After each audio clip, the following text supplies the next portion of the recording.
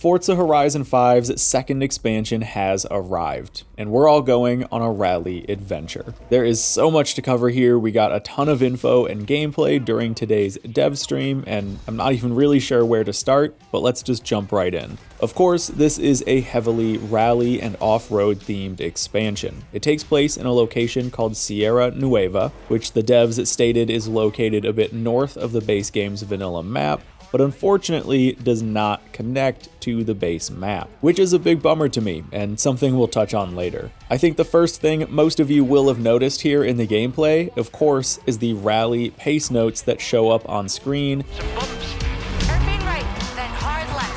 and over voice from your co-driver. This is of course a staple of most rally racing, and I love that they took the time to incorporate it here in Horizon 5 for the expansion. This is going to make for some great immersive gameplay by turning off the driving line and minimap and just trusting those callouts to guide you through the route. I may have been hoping for a more road racing themed DLC, but this is a pretty clear sign right away that they are taking the time to do rally right, which I can absolutely respect. If you're gonna do a rally expansion, you may as well do a deep dive into some real rally content. There's even split times here with visible split gates, really hoping we can use that in our own events. And you can see a camera helicopter chasing you that even has a spotlight during night rallies. The race start is new with camera guys and staff around your car, and there's plenty of new decorations scattered around the races. And they even recorded new crowd sounds, including some cowbells,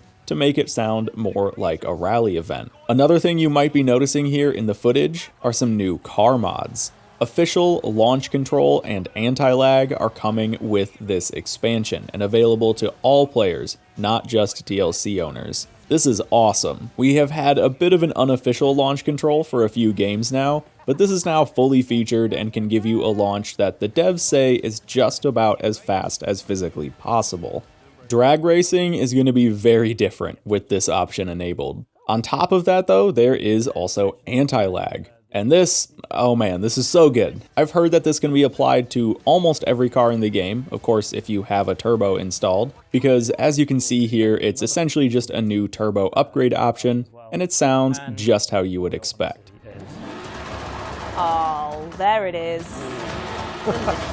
I cannot wait to throw this on all of my cars and just bang the rev limiter throughout all of my races. Now, I sadly don't have any more info on this, but in the blog post we got, we can also see that custom tire profile size is coming with this update. Now, I'm really hoping we get this option for all tires, but I think this is just going to end up being a couple different selectable profiles for off-road and or rally compounds. Either way, it is cool nonetheless. Alright, now let's talk about the cars. Rally Adventure brings with it 10 new vehicles, all of which are off-road themed. We've got Colin McRae's 2001 Focus RS, a couple of trophy trucks, and some buggies. I would have loved to see this expansion act as the return of Lancia to Horizon, and I'd bet Playground tried to make that happen, but it just seems Stellantis is still refusing to budge about putting their cars in the game. These cars we do get though, paired with new and returning cars coming to Series 18 this month,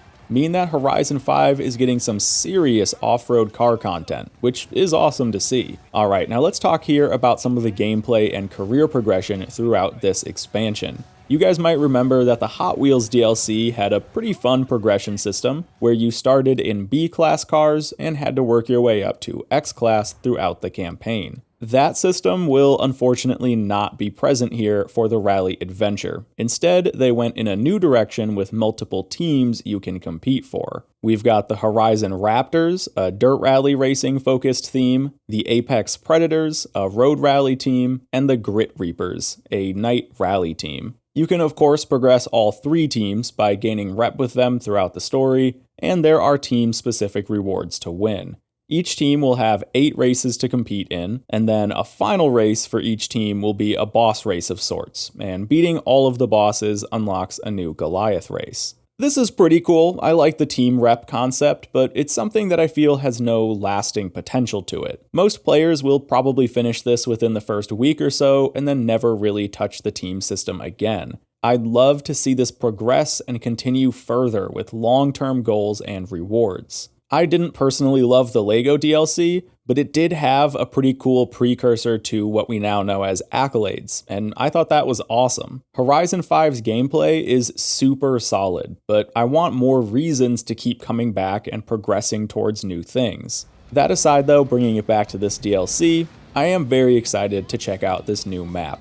We sadly don't have a full image of the map yet. We are getting that though when the new Series 18 update drops pretty soon here. But just from the footage, it looks quite expansive with a focus on off-road content, but a good mix of paved and unpaved roads nonetheless. Now, it does look gorgeous, but I've gotta say, it looks very similar to the base map as well. If we look at Horizon 3's Australia versus Blizzard Mountain, or even Fortune Island to Horizon 4, those DLC maps were very different to the base game environment, and Rally Adventure here looks far too similar to me. You can even recognize a lot of the same rock formations, foliage, and exact same buildings. When I first started to see some of this, it really got my hopes up that this meant the map would actually connect to the base game map, but we now know that isn't the case. It will just be an icon on the base map like every other DLC we've gotten. And I've got to say as well that the map feels quite empty.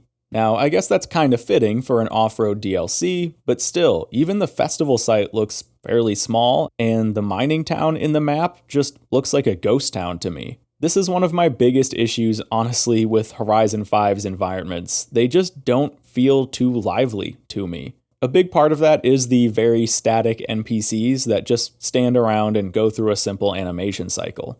That aside though, let's take it all back here and summarize all the major features coming with the Rally Adventure expansion. Of course, the big new map, Sierra Nueva, a new team-based progression system with 28 total team races that includes pace notes and unique set pieces, some of which we'll be able to use in the event lab, 10 new cars, and some new rally-themed customization, including anti-lag, launch control, and different tire profiles, probably just for rally tires. We're also getting a new radio station, returning actually from Horizon 3. It's Epitaph Radio, a sort of punk rock genre station that should fit nicely with the driving style. And that is just about everything for the major headlining features. And again, all of this releases March 29th. So with all of that summarized for the Rally Adventure, I want to deep dive a bit more here about how I feel about this expansion. But before I do, I need to preface it with one thing. Nuanced opinions are hard on the internet. Often things get pushed towards binary extremes. My honest take is that for Horizon, there's really no such thing as a bad update. The updates don't make the game worse. Every update improves the game in some way, even if it's very small and stuff I don't really care about. There are things I want to see more and some missed potential, but I'm happy with the amount of game I've already got. Alright, so with the needle hopefully set there, let's talk a bit more. With Rally Adventure, it's not what I was hoping for, but it's still more content for a game I really enjoy. Off-road themed expansions are nothing new for Horizon. Horizon 1 had the Rally expansion, Horizon 2 had Storm Island, 3 had Blizzard Mountain, and 4 had Fortune Island. So this doesn't come as any sort of surprise. But when Horizon 5 launched, I thought it had some great rally and extreme weather content in the base game. You've got an insanely long off-road endurance race, the Montana Trail down the volcano, heavy rain, fog, and sandstorms in the base map. I felt that we just wouldn't need an off-road themed DLC because the main map already had such a big focus on that. My hope was for a nightlife, modern city, canyon road style DLC with lots of paved mountain passes and a modern urban city center bustling with life, similar to Surfer's Paradise, because that to me is what is really lacking in the base map. Instead, it feels like we're just getting more of the same, which is fine, but missed potential to me. Even if we were gonna get a Rally DLC, I was thinking it'd be snow-themed, as a callback to Blizzard Mountain. After all, we've got snow tires in-game, and only one small place to use them for 1 week out of the month. So I'm happy for those that are happy, and I'm sure I'm still gonna have a blast playing this, but it does leave me wanting more, and leaves me wondering, what other options there could have been that maybe would have suited better to my own playstyle. On top of this, I worry that this will just be another 25-hour DLC that the vast majority of players really will never go back to. When you don't connect the expansion maps to the base map, it means players can't naturally travel to that location. It doesn't make the game feel any bigger, and the players who are returning won't have that wow moment of feeling like the game has grown since they last played. If you want to play Horizon DLCs, you have to make a conscious effort to go through the menus and loading screens to get to the new locations. It doesn't really feel like an expansion, it feels like a separate mini game. And to be honest, I'm kind of over it.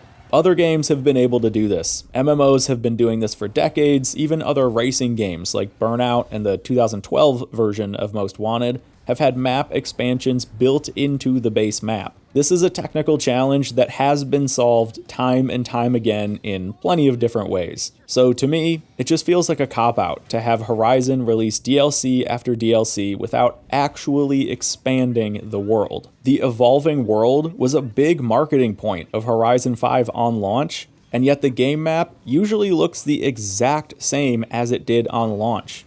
It's time to evolve it. Alright, with that rant over, I do want to give a quick shout out to the new mods, specifically anti-lag and launch control. These to me are huge, and I want to keep seeing more of this because this makes every car better. Universal mods like new rims, aero, or performance parts are super valuable to me as a player because it improves every single car that can use them. I now have motivation to go back and tweak a lot of my builds and see how the anti-lag turbo system plays into the building and tuning of fast cars. And I love that. To me, this is probably the biggest element of the DLC that I'm looking forward to. And with that, I'm going to wrap this video up. We are getting more Horizon content. And Horizon is a game I really love and have a lot of fun playing. But again, I just feel like they could have made some better thematic choices. I'm still going to have fun playing the DLC, but I'm constantly going to be wondering what we could have gotten instead. So, thanks everyone for watching. There is a separate video, by the way, going live at the same time as this one, all about Series 18, which is what we're getting next week. So check that out if you haven't. And I'll also be going live on Twitch right after this video goes up to chat with you all about our thoughts with the new content. Alright everyone, thanks again. I'll see you in the next video.